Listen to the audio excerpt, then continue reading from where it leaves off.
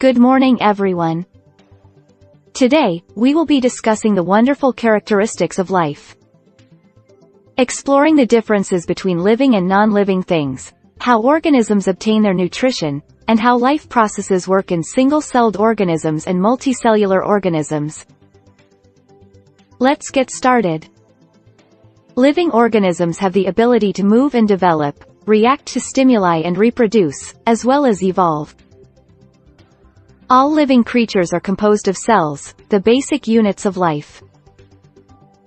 Cells absorb energy and matter, then convert them into new molecules by a method called anabolism. They also dissolve molecules and produce energy through catabolism. Additionally, living things can detect and respond to their external setting. One of the most fundamental characteristics of living organisms is their ability to perform the 7 life processes. These processes are movement, reproduction, sensitivity to the environment, nutrition, excretion, respiration, and growth. These functions are shared by single-cell and multicellular species alike. Gaining insight into these life processes gives us a better understanding of how living organisms interact with their environment.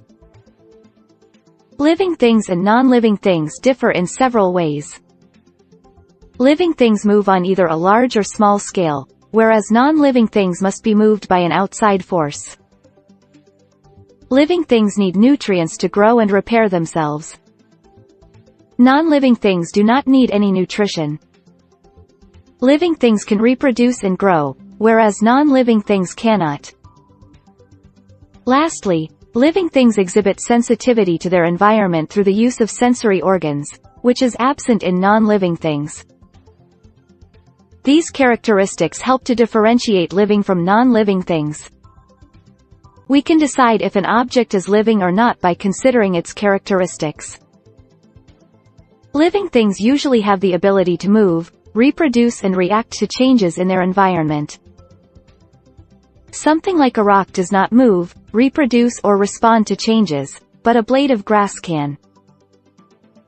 Additionally, living things are made up of cells that carry out biological activities and keep a stable internal environment, features that a rock does not have. This gives us insight into what is alive and what is not. In order to sustain life, living organisms must undertake various functions. Nutrition involves taking in nutrients from the environment to nourish the body. Transport involves the movement of molecules between cells and organs. Respiration breaks down glucose to release energy. Excretion removes waste from the body. Synthesis produces molecules from simpler precursors. Growth increases the size and complexity of the organism. Regulation maintains steady-state conditions in the organism. Reproduction is the process of producing new offsprings. Nutrition is essential for the survival of living organisms. Ingestion involves taking in food from the environment that is then broken down by digestion into the necessary nutrients needed by the body. Digestion breaks down food molecules to provide the nutrients essential for life. Finally, egestion removes solid waste from the body to ensure a healthy internal environment. Organisms require energy from their environment to drive metabolic processes, maintain homeostasis, and construct new cells and tissues. To attain this energy, carbon-based molecules such as carbohydrates, fats and proteins must be broken down to release the energy locked away within them. This process of breaking down the molecules and releasing the energy is known as metabolism and is necessary for organisms to grow and develop. Fats, carbohydrates, proteins and energy are crucial elements for life. They are the foundation of life operations in both one-celled and multi-celled organisms. Fats give energy, carbohydrates are sources of energy, and proteins are necessary for the expansion, upkeep and repair of cells. Oxidation-reduction responses enable the body to draw energy from food and apply it for metabolic processes. These metabolic activities enable organisms to acquire the energy they require to exist. Organisms depend on energy to carry out the processes essential for life. This energy enables particles inside cells to move and helps sustain living structures like cell membranes. It facilitates the organism's growth, and powers a range of biochemical reactions within cells. Without energy, life would not exist. Cells exchange the elements oxygen and carbon dioxide with their environment during cellular respiration. Oxidation-reduction reactions are the most common chemical reactions in cells and are used to break down molecules such as glucose, fatty acids and amino acids. Oxygen is used to convert these molecules into energy. This oxidation-reduction process, known as cellular respiration, is essential for the survival of cells. Organisms' nutrition is determined by their size and complexity. Single-celled organisms rely on simple diffusion to obtain their food and exchange gases with their environment. As they consist of only one cell, they lack specialized organ systems for taking in food, exchanging gases, or discarding waste. Therefore, they depend on a process of simple diffusion for their nutrition, with the entire surface of the organism interacting with the environment. Amoebas obtain nutrition through phagocytosis, which involves the use of their finger-like pseudopodia that extend and enclose food particles.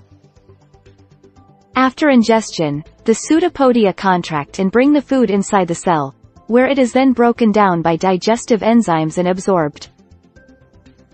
Some single-celled organisms, such as certain types of algae, can also use photosynthesis to gain food energy from the sun.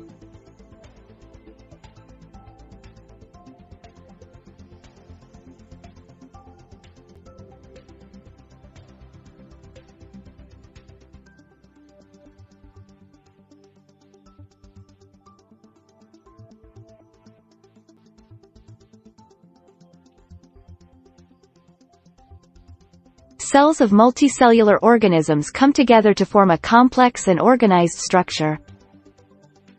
Unlike single-celled organisms, they require recognition and attachment of the cells to form a functional unit. These cells are specialized with specific structures and functions which are organized into tissues, organs, and systems to sustain the life of the organism.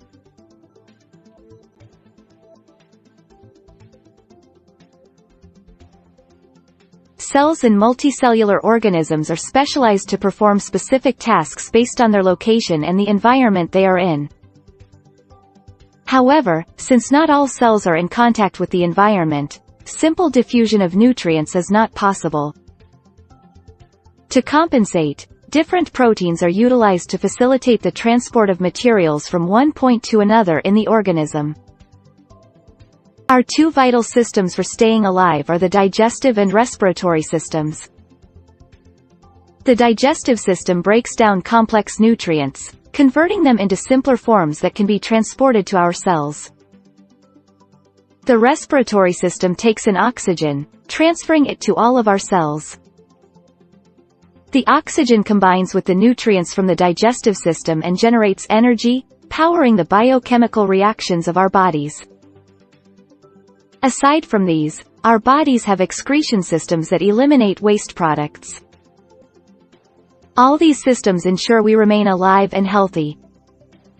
Nutrition is the process by which living organisms obtain energy and materials necessary for their growth and survival.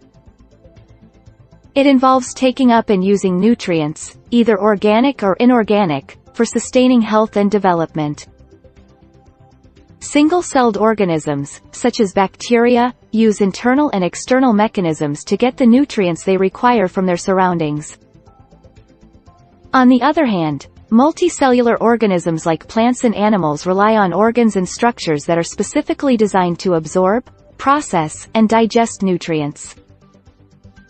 Autotrophs are able to produce their own food through photosynthesis, the process of using water and carbon dioxide to create a source of energy, such as glucose. Green plants and certain bacteria are examples of autotrophs, meaning they do not need to consume other organisms to survive. This ability of self-sufficiency is integral for the survival of the organisms and the environment. It is also the way in which humans are able to obtain their nutrition.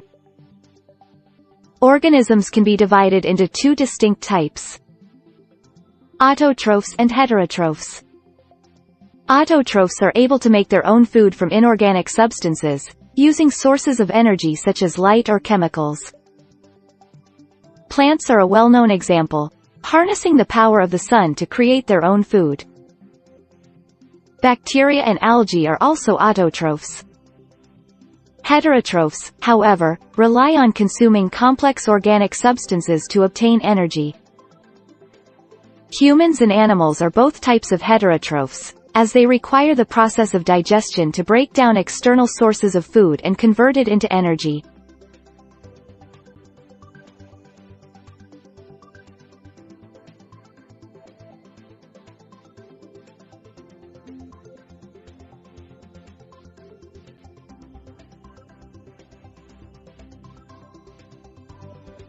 Photosynthesis is a crucial process which enables living organisms to convert energy from the sun into chemical energy. The equation for photosynthesis illustrates this process by using light energy, carbon dioxide, and water to form glucose and oxygen.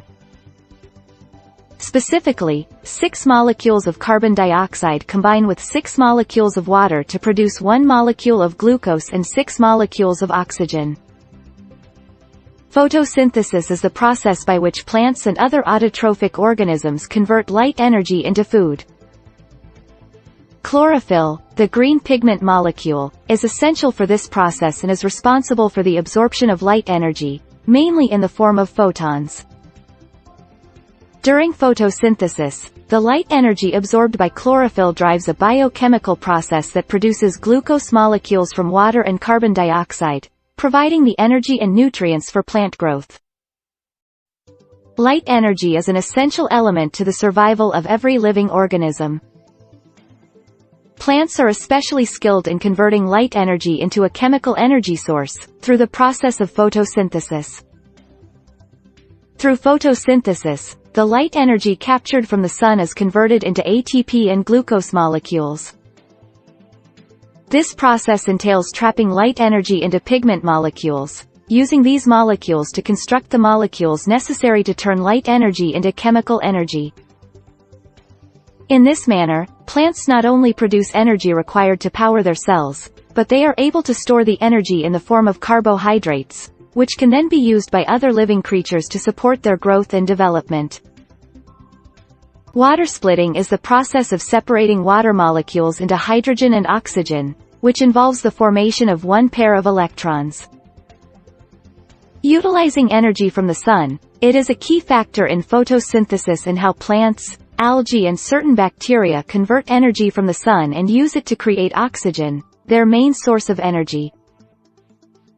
Additionally, water splitting is used in fuel cells to generate electricity from hydrogen.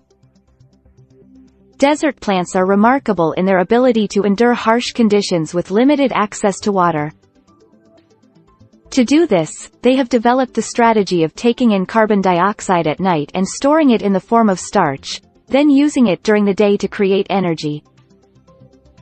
During the day, light energy is absorbed by the chlorophyll in the plants and utilized to generate energy, which is then used to power numerous metabolic processes. Green plants are essential for life on Earth. They are the only organisms capable of autotrophy, or the production of their own food, through the process of photosynthesis. The sun's light energy is converted into chemical energy in the form of sugar molecules and is stored within the plant. This energy provides essential nourishment for its growth and survival, placing green plants in the role of producers in the environment, providing food and energy for all other species.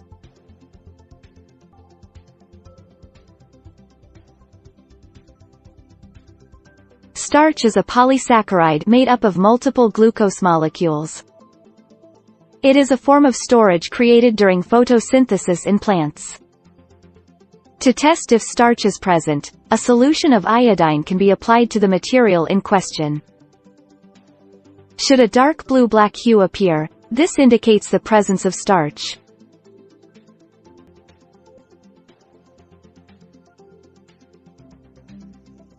The slide displays the outcome of the iodine test, which is done to check if leaves contain starch. A variegated leaf is shown, with many colors, after taking the test. Iodine solution was added, leading to a change in hue that confirms the presence of starch. This result gives us a good example of the intricate processes of cellular respiration and photosynthesis. Stomata are crucial for plants, regulating gas exchange between the plant and its environment. These small openings can open and close depending on available light and humidity. When they are open, the plant takes in carbon dioxide, which is necessary for photosynthesis, and releases oxygen as a result. When the stomata are shut, the reverse process occurs, with the plant taking in oxygen and releasing carbon dioxide. The guard cells control the size of the openings, a necessity for plants to survive.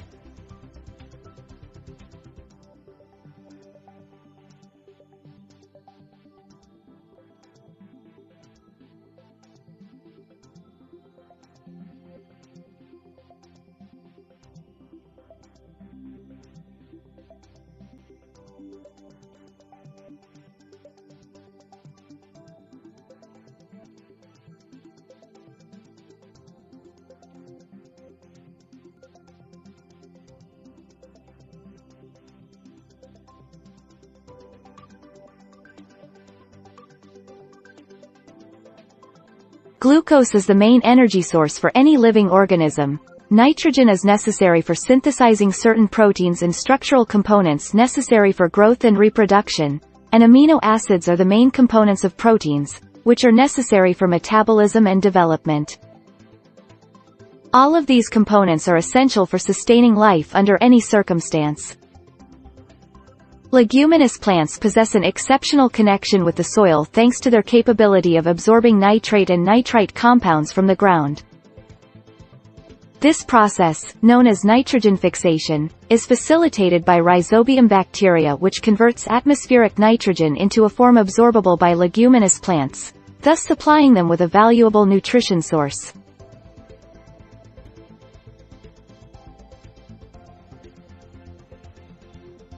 Organisms that use heterotrophic nutrition obtain preformed organic molecules from their environment as their source of nutrients. It is classified into three types: saprophytic nutrition, parasitic nutrition, and holozoic nutrition. In saprophytic nutrition, nutrients are obtained from dead and decaying organic matter, which is often seen in many species of bacteria and fungi. Non-green plants obtain their nutrition through heterotrophic nutrition. They employ saprophytes, such as fungi and bacteria, that feed on dead and decaying plants and animals. The saprophytes release digestive enzymes that break down complex organic matter into simpler forms of nutrition. Parasitic nutrition is the mode of obtaining nutrition by living off the nutrients of another organism. This can include everything from microscopic bacteria and fungi, to larger organisms like Cuscuta, a flowering plant, and Ascaris, an animal. Unfortunately, this parasitic relationship can have negative effects on the host as it loses nutrients to the parasite.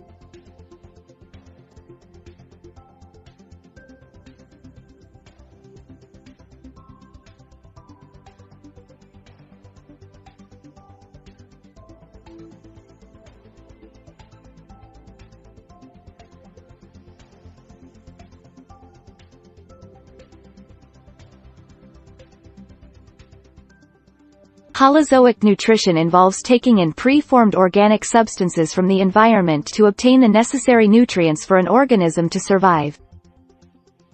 It is the predominant form of nutrition in animals, and can be split into two categories: ingestion and absorption. Ingestion involves consuming plants or animals as a single entity, while absorption involves breaking down food into smaller molecules that can be taken up and used for maintaining the body's metabolism and development. Organisms that use holozoic nutrition include amoebas, frogs, insects, and humans. Humans obtain nutrition from food. In the mouth, food is broken down into smaller pieces using teeth for biting and chewing. After this, it travels through the alimentary canal that includes the esophagus, stomach, small and large intestines, rectum and anus. Digestive glands secrete digestive juices to further break down the food into simpler, soluble forms. This allows the body to absorb and use the nutrients. In order to lead a healthy life, it is necessary to understand the importance of nutrition. We all need to take in food, break it down, absorb the useful nutrients, use them for growth, repair and energy, and then discard what we don't need. All these processes are integral for a healthy life. Humans are intricate creatures that require energy to live, and nutrition is the source of this energy. Food is the vehicle to store nutrition, which is then broken down and absorbed into the body.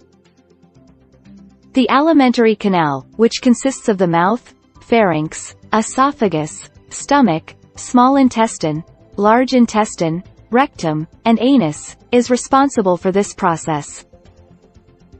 The mouth is responsible for chewing and breaking down food, the esophagus transports the chewed food to the stomach, and the stomach has gastric acid and enzymes which continue the breakdown of food.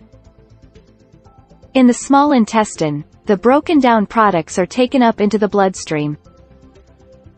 Then, the large intestine extracts water and electrolytes before the food enters the rectum, which stores waste until it is expelled through the anus.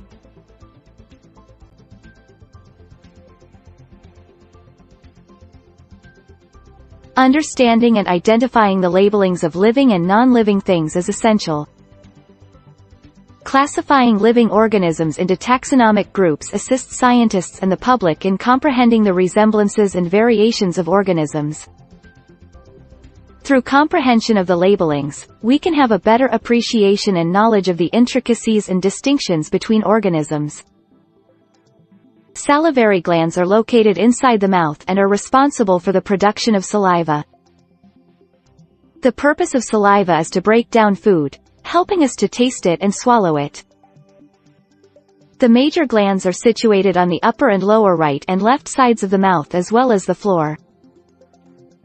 Additionally, numerous smaller glands are located at the back of the mouth, also contributing to saliva production. By doing so, they keep the mouth moist, which is a key factor in the digestive process. The digestion process in the mouth begins when food enters and is chewed by the teeth, breaking the bolus into smaller particles to increase the surface area for saliva to mix with the food. Saliva is produced by the salivary glands and contains salivary amylase, which helps break down carbohydrates. In addition, saliva helps to lubricate the food as it passes through the digestive system. Starch, a complex carbohydrate found in plants, needs to be broken down into simpler forms, such as glucose, for the body to be able to absorb it. When consuming food containing starch, the saliva begins the process of amylase, which breaks down starch into simpler molecules. This occurs in the mouth, stomach, and small intestine. The breakdown of starch is an essential part of how nutrition is acquired from food.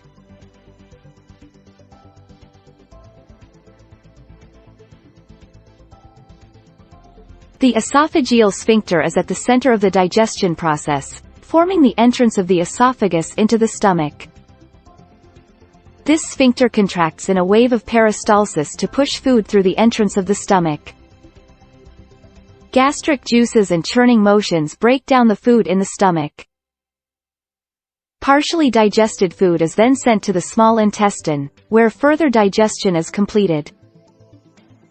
The stomach is a muscular organ located in the abdominal region of the digestive system. It functions as a primary storage and digestion organ for food ingested by humans and other animals. It consists of two parts.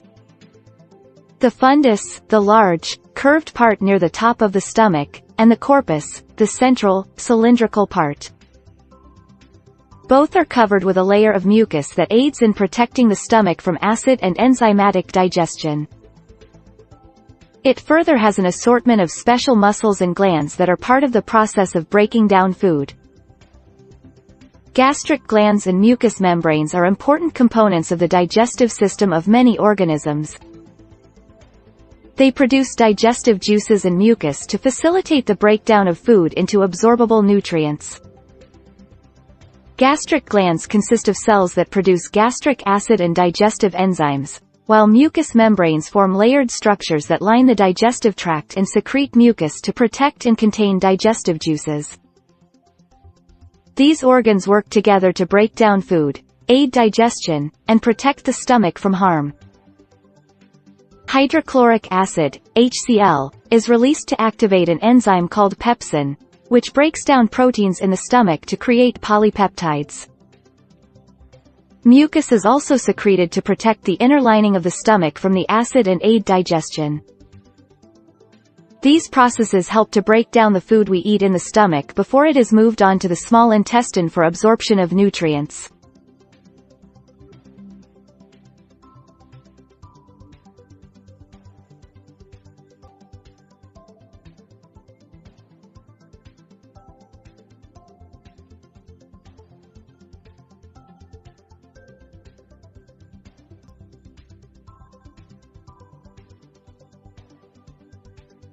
Our body secretes various digestive enzymes from different organs. These are the mouth, stomach, pancreas and small intestine. Each organ secretes a different type of enzyme which acts on different foods, with the result being the production of different substances. For example, salivary amylase, which is secreted by the mouth or salivary glands, acts on starch and produces maltose. Similarly, pepsin, which is secreted from the stomach, acts on proteins and produces peptides. Pancreatic juice, secreted from the pancreas, contains several enzymes such as amylase, trypsin and lipase, all of which act on various foods in order to produce different substances. Finally, lipase, maltase, sucrase and peptidase, enzymes secreted from the small intestine, help break down fats, maltose, sucrose and proteins, producing fatty acids, glucose, fructose and amino acids. The small intestine is an organ where most nutrient absorption and digestion of food occurs. It is often broken down into the duodenum, jejunum, and ileum. Villi, which are small finger-like projections, are tightly packed in each section and feature tiny capillaries which absorb nutrients. Its primary function is to break down and absorb proteins, carbohydrates, and fat from the ingested food for the body to use as energy. The absorption of nutrients takes place in the small intestines of our bodies. Composed of around 6 sections, each of which have their own specialized function, the small intestines are covered in villi, small finger-like projections that enhance the surface area and enhance nutrient absorption. These nutrients include glucose, electrolytes, vitamins, minerals, and peptides, which are then transported throughout the body, providing nourishment and energy for our health and well-being. At the final stage of digestion, assimilation takes place. This is when soluble food that has been absorbed into the bloodstream is used to provide energy and materials that are essential for growth and repair of body tissues. Assimilation is important for sustaining the life of single-celled and multicellular organisms, as it allows for the breakdown of nutrients needed for the body to get the energy and materials essential for its continued functioning and maintenance. The next slide will be about assimilation. Assimilation is the process of taking in and using nutrients for the body. This process includes breaking down food molecules into substances that can be used for energy, repairs and growth. For instance, glucose is an important carbohydrate that gives energy to the body and is stored in the liver and muscles. Fatty acids and glycerol are energy reserves in the liver and below the skin. Amino acids are required to fix damaged body parts, create hormones and enzymes as well as stimulate growth. Digestion is an essential process for animals and a prerequisite for the life of all living organisms. It involves expelling unprocessed food or waste, which then transition into the large intestines where water is extracted from them, forming a semi-solid mass known as feces. This material is stored in the large intestine known as the rectum, before being discharged from the body via the anus.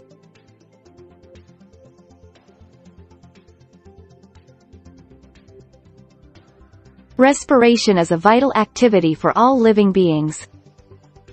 It involves breaking down organic molecules and generating energy in the form of ATP, adenosine triphosphate. This energy helps power functions like movement, metabolism and growth. Animals respire by breathing while plants absorb oxygen and produce carbon dioxide. Oxygen is used to break down glucose to generate energy which is then stored in ATP. This generated energy is necessary for life processes that are essential for survival.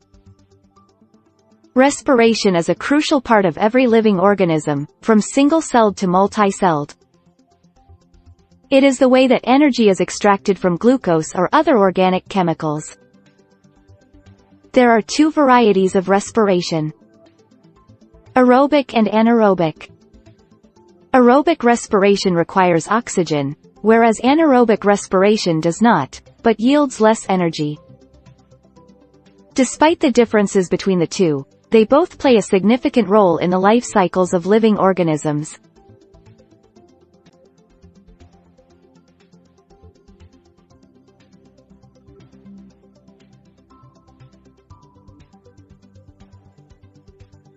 Respiration is the process of organisms generating energy from food. In both plants and animals, respiration is a chemical process of decomposing food molecules, like glucose, to convert it into energy. Specifically, aerobic respiration requires glucose and oxygen to create energy, carbon dioxide and water. On the other hand, anaerobic respiration only needs glucose as an input and produces a smaller quantity of energy, in addition to carbon dioxide and either lactic acid or alcohol. Anaerobic respiration in yeast involves breaking down of glucose to release energy in the form of ATP. 6 carbon atoms, 12 hydrogen atoms, and 6 oxygen atoms are combined with 2 carbon dioxide molecules, 2 hydrogen molecules, and 1 ethanol molecule to produce energy.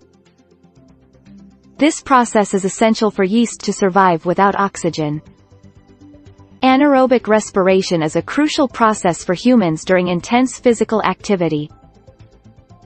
Glucose, the most prevalent form of sugar in the human body, is broken down to produce lactic acid and energy through this process. It takes place without the presence of oxygen and happens when oxygen levels in the body are inadequate for aerobic respiration. Glucose breakdown by anaerobic pathways in muscle cells is of immense importance.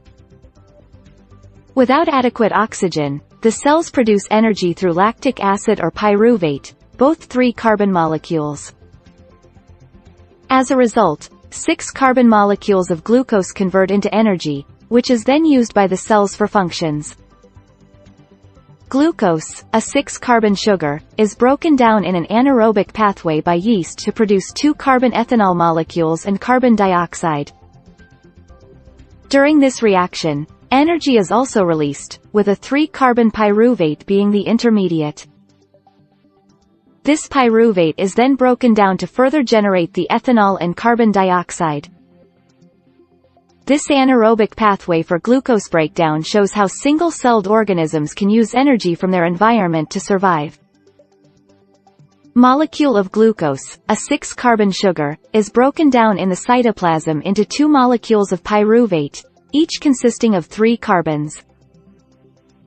This process, known as cellular respiration, releases energy, water, and carbon dioxide as it proceeds.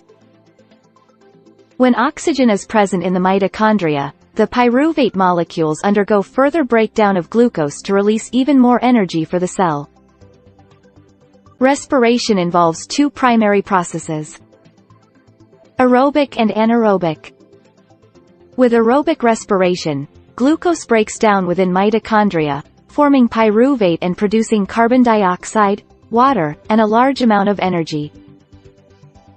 Anaerobic respiration takes place in the cytoplasm of cells, converting glucose to pyruvate and yielding either ethanol or lactic acid, with only a small amount of energy released. Both processes of respiration can be seen in most cells, including red blood cells, brain cells, and heart muscle cells, while anaerobic respiration is also found in yeast and muscle cells, and can be effective in causing muscle cramps during exercise. Respiration is the intake of oxygen and the expelling of carbon dioxide, which enables the body to generate energy for metabolic processes. This phenomenon happens in both single-celled organisms, for instance bacteria, and multicellular organisms, for example humans. Aerobic and anaerobic respiration are two forms of respiration. Aerobic respiration is the breakdown of organic molecules with the use of oxygen, while anaerobic respiration does not require oxygen and replaces it with other components, such as lactate. Both forms of respiration are utilized by different organisms, and both produce energy. Cells rely on ATP as their primary source of energy.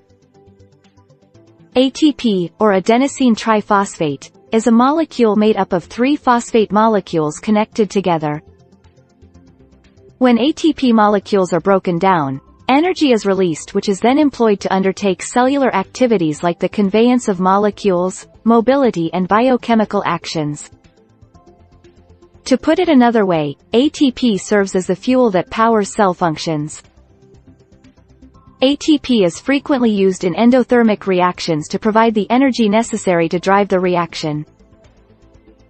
When the terminal phosphate linkages are broken down with water, 30.5 kJ per mole of energy is released. ATP is versatile and is utilized for different tasks and functions within the body such as muscle contraction, production of proteins and cell repair, conduction of nerve impulse messages, and allowing molecules to enter and exit the plasma membrane. An example of how the energy stored in the bonds of adenosine diphosphate, ADP, is released is through the addition of a phosphate molecule. This forms adenosine triphosphate, ATP, a molecule that serves as a major source of energy for cellular work. The ADP and phosphate molecules can then react again to produce additional energy.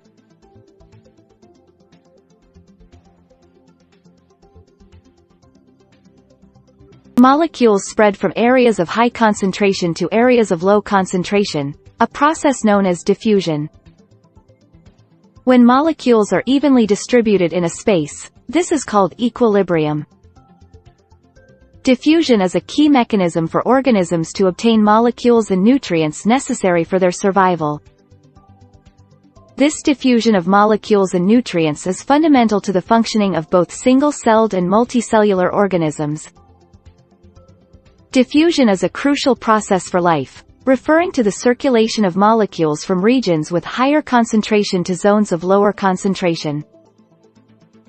Similar to food coloring that dissipates in a cup of water or a deodorant aerosol dispersed in a chamber, molecules will always drift from higher to lower concentration. This process allows molecules to interact with each individual component of a living organism, providing the cells with the essential resources to remain alive.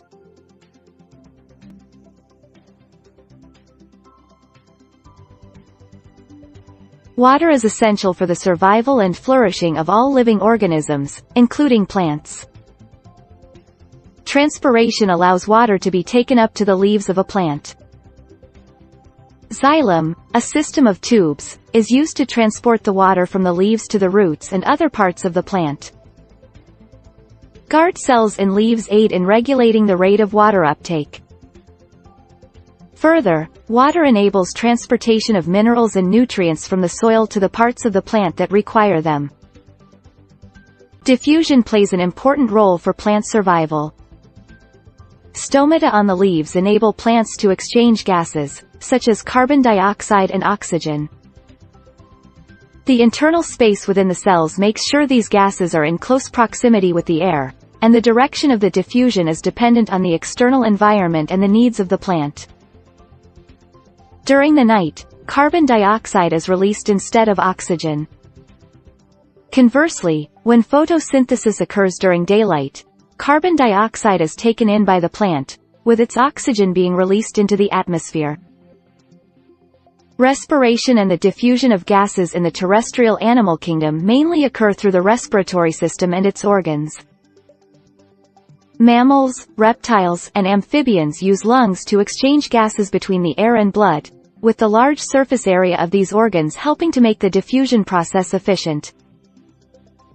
The respiration process is further protected by its location within the animal's body, which animals have special mechanisms to ensure gases are transported throughout the body during respiration. Aquatic animals rely on diffusion for obtaining oxygen. Diffusion is the process of molecules transferring from an area of higher concentration to an area of lower concentration. In order to survive in aquatic environments, animals have developed strategies that increase the rate of breathing, draining oxygen through mouths or gills, and using organs for exchanging gases. All these strategies give aquatic animals an opportunity to access oxygen, which is essential for their survival.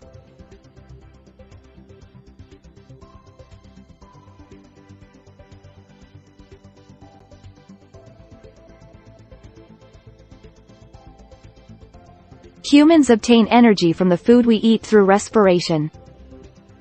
In this process, glucose is broken down in the presence of oxygen to release energy for the cells in our body to carry out metabolic activities. The lungs, diaphragm, and heart are the main organs involved in respiration. Air is taken into the lungs through the mouth or nose, which flows into the bronchial tubes and then into the alveoli. Oxygen is received by the alveoli, while carbon dioxide is expelled from the body.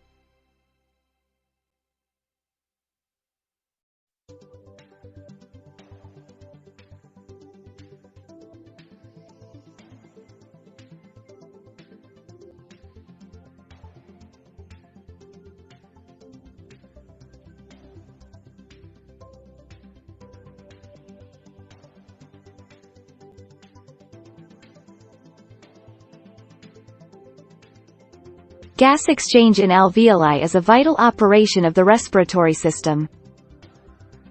Alveoli are minuscule air sacs in the lungs that are outfitted with minute capillaries for proficient exchange of oxygen and carbon dioxide. The walls of these alveoli are lined with minute hairs known as cilia, which help push oxygen-rich air and carbon dioxide-rich air out and into the alveoli. Oxygen enters the alveoli, diffuses through the alveoli walls, and enters the capillaries, from where it is then transported throughout the rest of the body. This procedure helps keep equilibrium of oxygen and carbon dioxide levels in the body, permitting us to stay healthy and vigorous.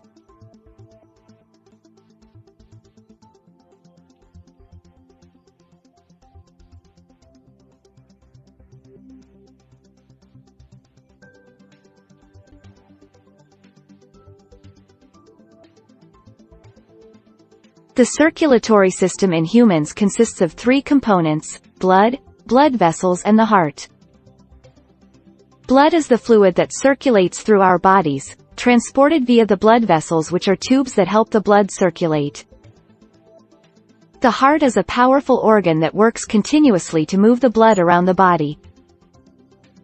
All these components working in unison keep our bodies healthy and vital. Blood is an essential element of any living organism. It is composed of plasma, which makes up 55% of its volume, and the other 45% is made up of three types of blood cells: erythrocytes, red blood cells; leukocytes, white blood cells; and thrombocytes, platelets. Red blood cells are responsible for carrying oxygen from the lungs to the rest of the body, while white blood cells are essential for providing immunity to the body. Platelets, meanwhile, help form a clot at the site of an injury to stop the bleeding and aid in healing. Each of these components are essential for life to be sustained. Red blood cells are essential for the transportation of oxygen and carbon dioxide in the body. They have a disc-like shape, with the highest level of oxygen at the center.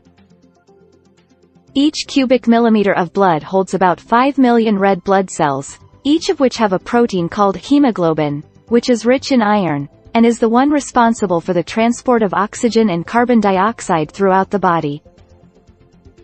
White blood cells are essential components of the human body's immune system. Colorless and larger than the red blood cells, their main purpose is to protect against infection by killing bacteria. Circulating throughout our bodies, they keep us safe from illness. White blood cells help our bodies better fight off harmful viruses, bacteria, and other pathogens.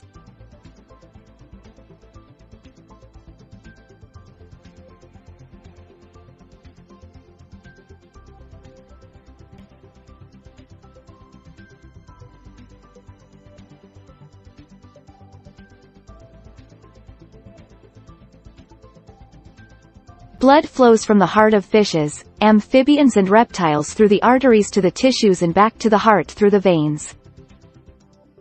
Oxygen is carried to the cells by the red blood cells and carbon dioxide is removed from the body by the gills or lungs. The single circulation system these organisms have is much more efficient at transporting and exchanging respiratory gases than the double circulation system found in mammals and birds.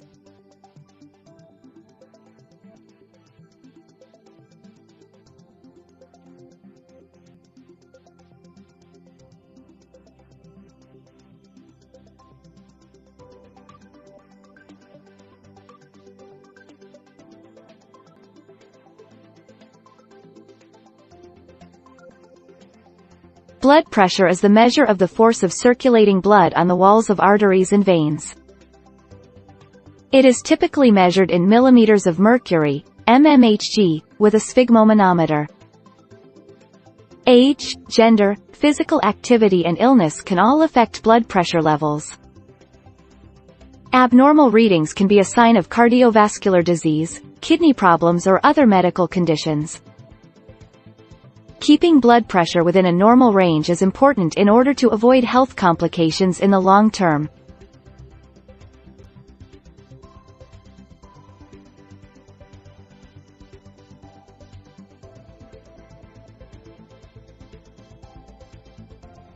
Blood pressure is an important factor for good health. It is the force exerted by the blood against the walls of arteries, which is usually higher than in veins. Systolic pressure, the highest point of pressure during the ventricular systole or contraction, has a normal range of 120 mm of mercury. Diastolic pressure, the lowest point of pressure during ventricular diastole or relaxation, has a normal range of 80 mm of mercury. Keeping an eye on blood pressure to stay within these normal ranges is essential.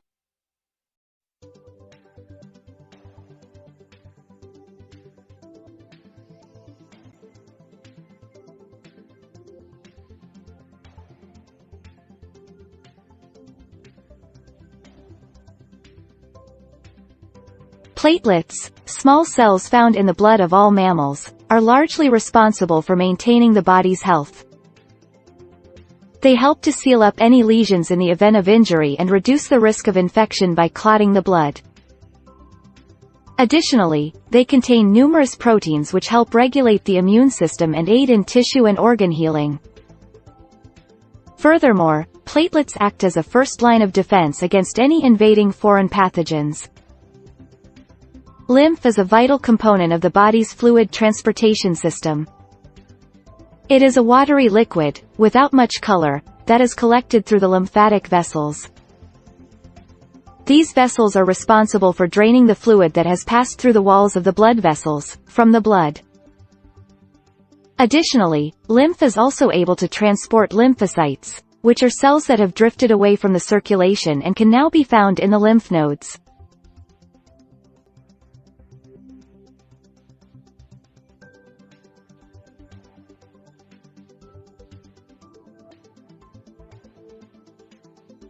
Plants have the unique ability to transport nutrients and water against gravity and across tissues, in a process known as transpiration. This process is integral to the life cycle of plants, as it carries vital nutrients and water from the roots to the leaves for photosynthesis, as well as transporting the oxygen and sugars produced as a byproduct from the leaves back to the roots. This ability helps provide plants with the vital energy and matter they need to ensure their successful growth and development.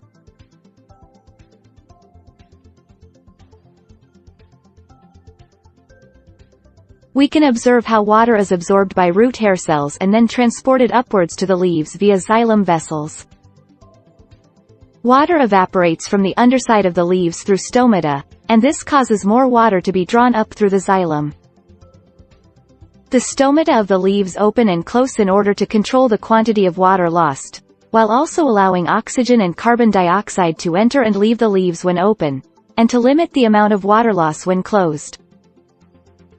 Root cells of the young plants take in water from the soil through osmosis due to the greater concentration of the cell sap inside the epidermal cells than the water in the soil. In order to increase water absorption, the plant has root hairs which create a greater area for water to get in and to be absorbed. The epidermal cells do not possess a cuticle, unlike other parts of the plant, which creates an easier passage for the water.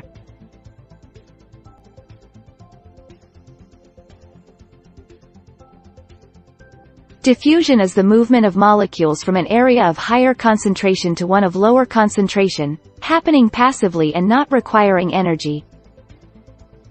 Osmosis is a specific form of diffusion, involving the movement of water molecules across a semi-permeable membrane, from an area of lower solute concentration to one of higher solute concentration. It is an essential process used to regulate cell volume and shape.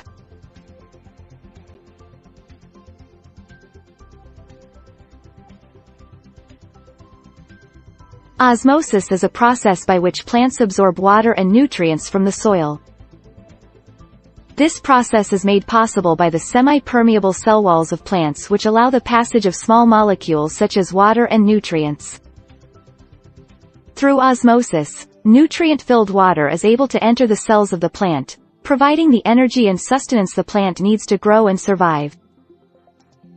Moreover, osmosis helps plants maintain their water supply, making sure they have a sufficient amount of water for them to stay alive. Transpiration is the process by which water is evaporated from the leaves of a plant. This process aids in temperature regulation and water conservation. During photosynthesis, the plant absorbs water from the ground and returns it to the atmosphere in vapor form, offering cooling when temperatures are high. Furthermore, transpiration ensures that minerals and other nutrients are carried by water throughout the plant and delivered to its other parts.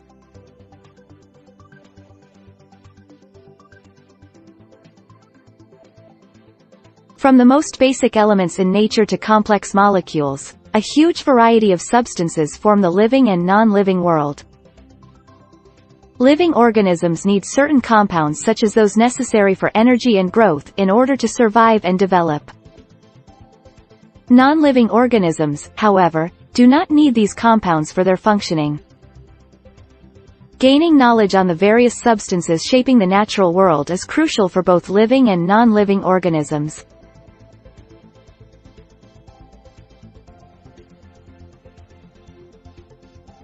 Our bodies process nutrients and energy from food, producing metabolic wastes that need to be eliminated. Excretion, the process of removing these wastes, is essential for good health. In humans, excretion is carried out by the lungs, skin, and kidneys. The lungs expel carbon dioxide, the skin secretes sweat, and the kidneys produce urine. These organs are vital for our health and keeping our internal environment in balance. The kidneys are our body's filtering systems. They are responsible for filtering and reabsorption of water, waste products and other substances from the bloodstream and excreting them in the form of urine.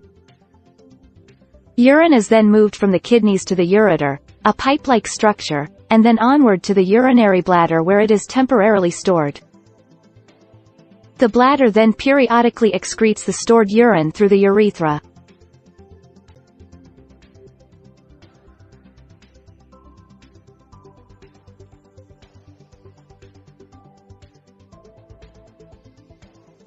Urine formation starts off in the kidneys, where toxic waste is excreted from the body. Molecules and substances that are too large to be taken in by the body are filtered out by the kidneys. This filtration process leads to the production of urine, which is then sent through the ureters to the urinary bladder, where it is stored until it is eliminated from the body. Urine formation is significant for the body to remain in a balanced chemical and physical state, and for overall health.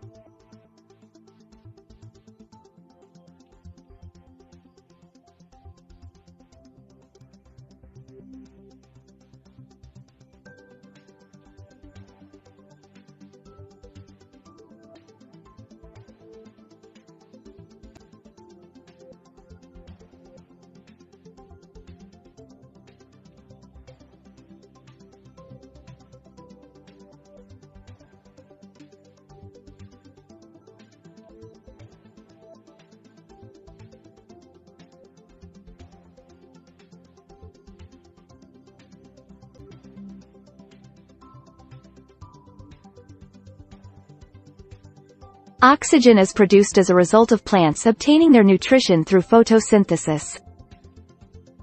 This process involves the conversion of light energy from the sun into food energy which the plant uses. Furthermore, plants use water to remove waste products via transpiration and to carry nutrients throughout the plant. Leaves also act as a storage unit for dead cells and other waste products, which are eventually shed from the plant when the leaves fall off. Additionally, plants secrete